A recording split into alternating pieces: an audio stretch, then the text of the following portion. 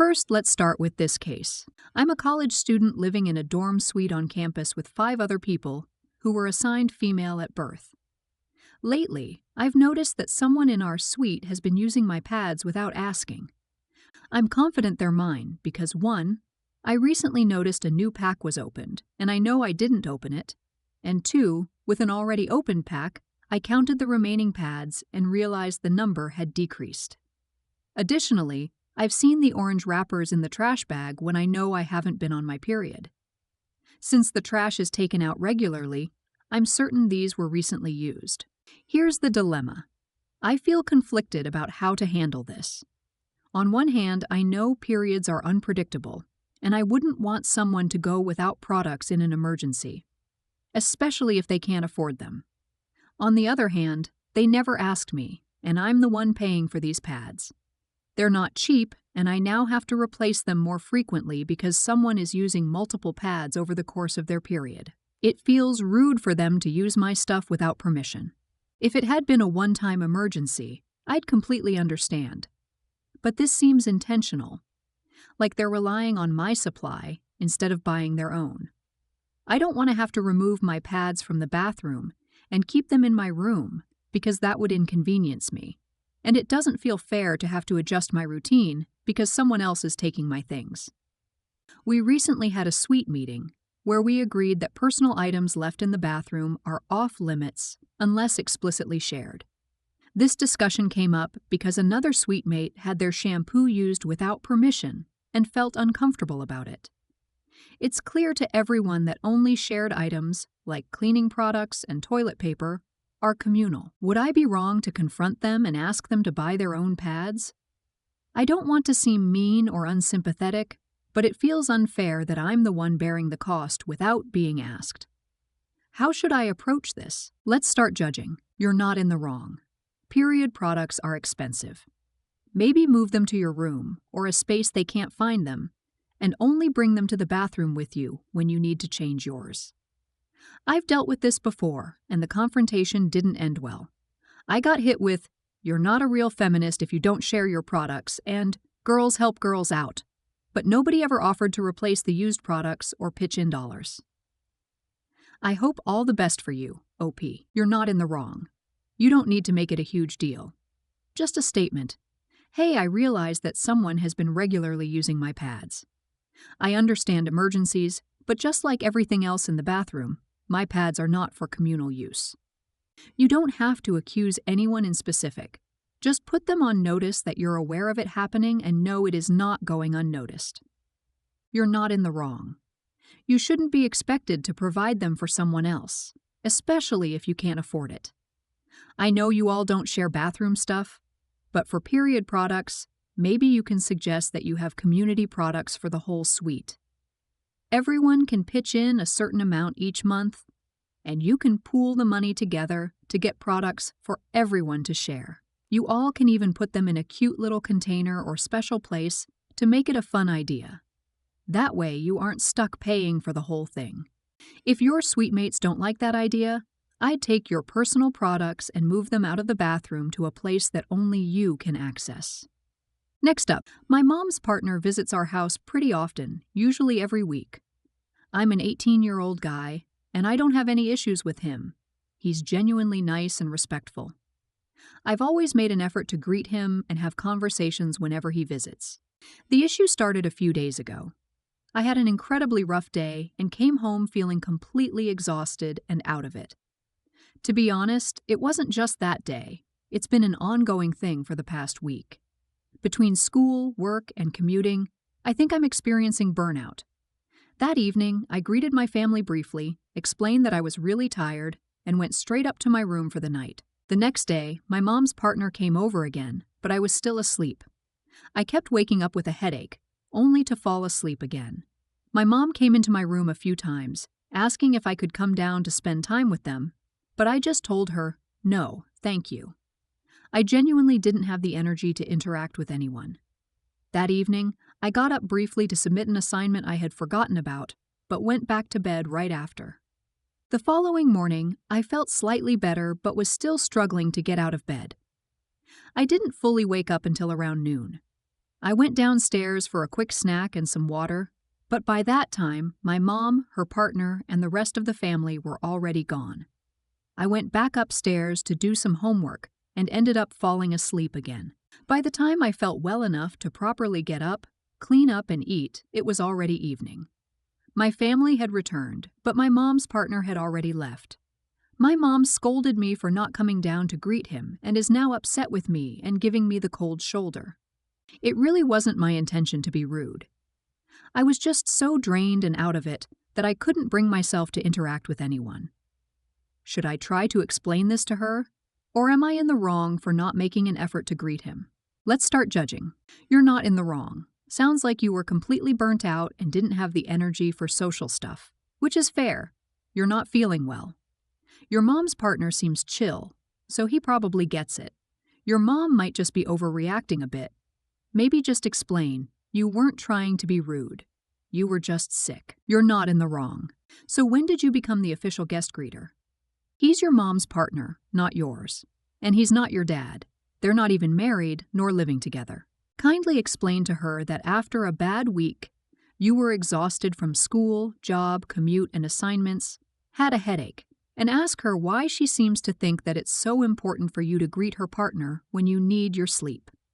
The real question is, why wasn't your mother concerned about you being so tired? She owes you the apology and the concern. She's excited about having a nice boyfriend, but hopefully she hasn't forgotten to be a tuned-in mom. You're not in the wrong, and take care of yourself.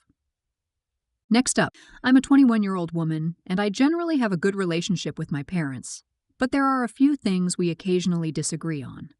One recurring issue is about my clothing preferences. My style fluctuates a lot.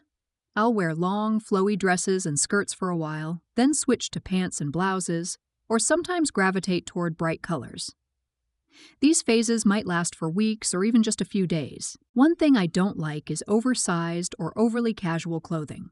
I don't feel comfortable in tracksuits, oversized hoodies, or jeans, especially low-cut styles, because I don't think they suit me. I tend to prefer more formal clothing, like boots with a small heel or leather shoes, and I rarely wear makeup unless it's for a special occasion. While these preferences are personal to me, I never judge others for dressing differently. However, my mom sometimes makes comments about my choices, which I find hurtful. For example, she's told me, "You look out of place beside your peers," or said I look like an old soul when I dress formally. These remarks sting, especially since I was bullied a lot growing up. Recently, my mom went shopping at Primark and bought clothes for me, even though I've asked her not to do that in the past. I've always preferred shopping for my own clothing. She got me 2 pairs of jeans, white sneakers, and a slightly oversized sweater, and she was really excited about her purchases. She told me I'd look awesome instead of old in them. While the clothes fit me, I don't like how they look, and they don't align with my style. This isn't the first time she's done this. She has ignored my request not to buy clothing for me before. And in the past, I wore the items only for activities that weren't important to me. However, I've warned her that if she continued to buy clothing she knows I won't like, I wouldn't wear it. When I told her I wouldn't wear the clothes this time, she was offended. My dad took her side, saying she had spent money and time picking out the items for me, and that I was being selfish for refusing to wear them.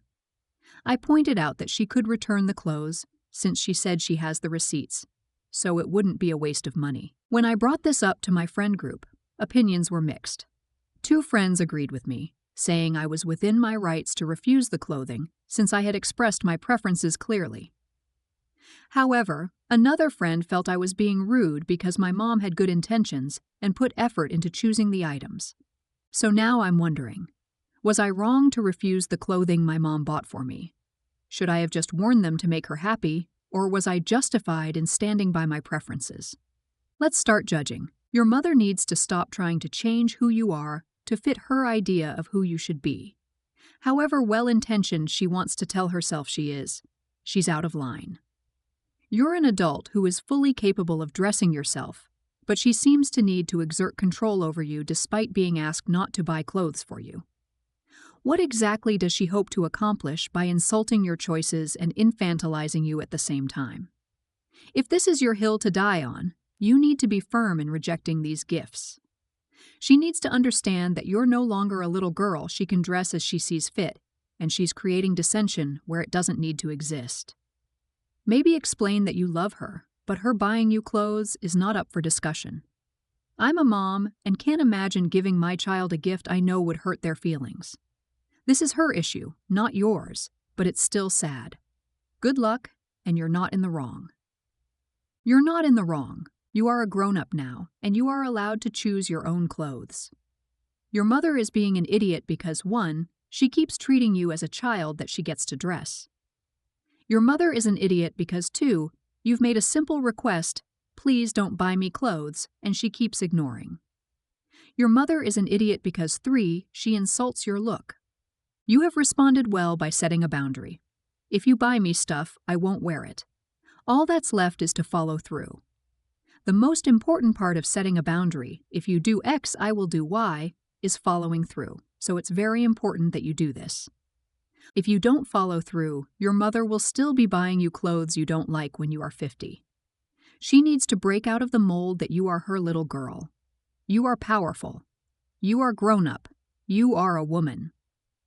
You're not in the wrong. Your mother is overstepping. Adults get to choose their own clothing. Next time, just repeat your request to leave the clothing buying to you. Thank her for the clothing, and then sell it or give it to Goodwill or your favorite charity. If there's a battered women's shelter in your city or county, I think they would gratefully accept brand new clothing. Next up, to maintain anonymity, I've changed names and minor details. This story focuses on a specific family trip to see our favorite football team, though there's more to the backstory. For context, my family consists of me, 30, the oldest sibling, my parents, and my siblings, David, late 30s, Greg, early 20s, and Rachel, early 20s. Greg's wife, Beth, and their infant son also joined, though they weren't originally part of the plan. This trip was meant to be just immediate family, as it was a rare opportunity for us all to spend time together. Beth insisted on coming, saying she couldn't be without Greg for more than a day. To accommodate her, Greg changed the Airbnb plans last minute. We all arrived the night before the game and enjoyed a nice evening together. On game day, we went to the stadium to tailgate and watch the game while Beth stayed back with the baby. She was watching her favorite team play on TV, they lost, and began texting Greg about how their baby had a diaper blowout, calling it an emergency. Greg's phone eventually died during the game, but before that, she accused him of being a bad father for not being there. For context, Greg has been an attentive and hands-on father, far more than I ever expected. Beth's accusations were completely unfair. After the game, while we were driving back to the Airbnb, Greg charged his phone and discovered over 50 texts from Beth. She had also been messaging David, threatening divorce if Greg didn't respond. When Greg called her, she hung up and told him to read the texts. Despite knowing he was driving, she kept calling and texting, venting about her team's loss, the diaper incident, and how awful her day had been. At one point, she FaceTimed him, handed the baby the phone, and said, "Here, deal with this little troublemaker because I can't." Greg tried to stay calm, explaining that he was driving and would be back soon to help. Beth continued to berate him until Greg finally snapped. He told her they needed to have a private conversation and refused to argue in front of the family. During the call, he said, "You need to be a mother. You need to handle our child alone sometimes. Don't call something an emergency unless it is one. A diaper blowout isn't an emergency. Grow up, clean him up, and move on." After the call, I told Greg, "I wouldn't want to be with someone who can't handle being a parent alone for a few hours. You let her go out with friends, but she can't manage one day without threatening divorce and calling you a bad father. You might need to rethink this marriage." I also believe Beth invited David's wife, who declined, because she didn't trust herself to watch the baby alone. Since that day, Greg has been distant. My siblings and parents think I overstepped by saying what I did, but I stand by my opinion. These behaviors from Beth existed long before their marriage, so my views haven't changed. For additional context, none of us drink alcohol. Was I wrong to voice my opinion? Should I have kept quiet? Let's start judging. I wonder if the comments would be the same if Mom was out and Dad called for her to come home because of a dirty diaper. You're not in the wrong. His wife sounds verbally and mentally abusive. She also seems mentally unstable and incapable of taking care of her son. There are a number of red flags, and I would hope that a loved one would notice and say something. This isn't a normal disagreement. This is a cry for help. And abuse manifests and continues because too many people stay silent. For context, my family includes me, 30, oldest sibling, my parents, and my siblings. David, brother, late 30s, Greg, brother, early 20s, and Rachel, sister, early 20s. Greg's wife, Beth, and their infant son also joined, though she and the baby weren't originally part of the plan. The trip was supposed to be just family, as it was a rare chance for us to all be together. The thing that struck me the most about this post was your belief Beth and the baby shouldn't be on the trip because it was for just family. Let me get this straight. Your brother's wife and child aren't family. When a couple marry and/or have children, they form their own nuclear family. You still retain ties with your childhood family, but your priorities should ultimately be with your spouse and children. From what you describe, both Beth and Greg have a communication issue. She also sounds like she has some anxiety about being alone with their child. Is it OPD or something else? Who knows? At face value, they both were idiots. What isn't in doubt is you deciding to fan the flames in the aftermath. For that, you're in the wrong too. Everyone sucks. How is the 8-month-old the most mature of the people in this story? Y'all all need to grow up. Firstly, your brother's wife and child are family. It is absolutely wild to me that you don't understand that and would say otherwise. Gross. Secondly, if your SIL is struggling this much, then your brother probably shouldn't have even been on the trip to being with. It sounds like she may need some postpartum care. She could have PP depression, PP anxiety, PP psychosis, or some combination of PP disorders. This is something she would need professional help for, but instead you're on the internet calling her names. Maybe she's always been this way in terms of being helpless or rude, but a mother being uncomfortable caring for her baby alone at 8 months and calling the baby names is a huge red flag for PP issues, even in mothers that were idiots before giving birth. Lastly, your brother needs support right now, not you trashing his wife and being awful toward him. If you care about his sanity and well-being, why not offer to help out? Volunteer to babysit while they seek counseling, or just to come over to their house and chill with the baby while they rest or shower or whatever. There are ways to be supportive and helpful without dissing his family.